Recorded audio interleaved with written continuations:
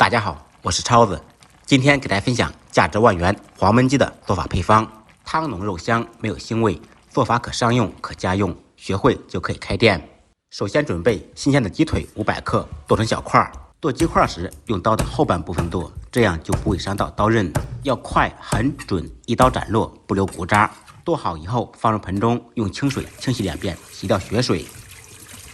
洗净以后控水，用手压干水分，也可以用厨房用纸或者干净的毛巾擦干表面的水分。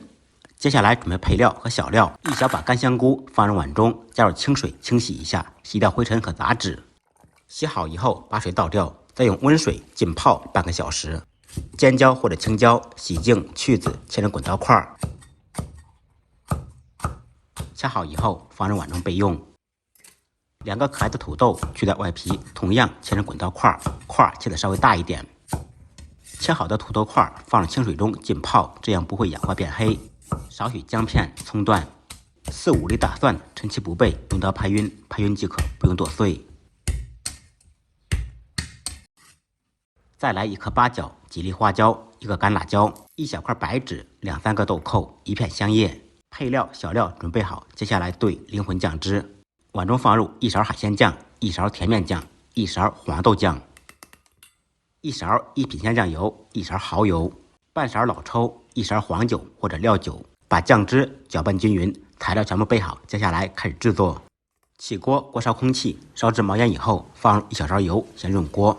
这样我们炒肉、炒蛋都不会粘锅，用油润遍锅的全身。油热以后，把油倒到油罐中。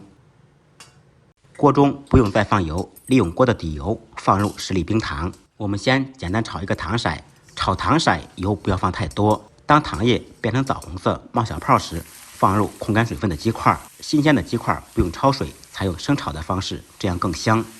放入提前准备好的小料，在锅中开大火翻炒2、3分钟，把鸡块表面的水分炒干，把肉炒紧实，还可以把多余的油脂炒出来，吃着香而不腻。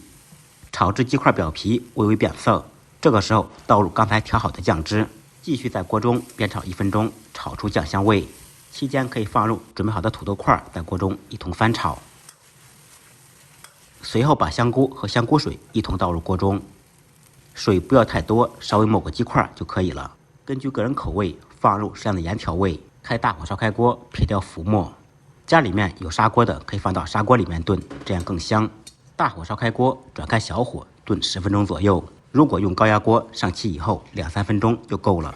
10分钟以后转开大火炖2分钟，收下汤汁，把小料煎出来。这个时候的汤汁已经非常浓稠了，土豆和鸡块已经很软烂了。最后放入准备好的青椒块，不能吃辣的朋友放2个小米辣锻炼一下，增色增味。一道软烂入味、不腥不柴的黄焖鸡就做好了。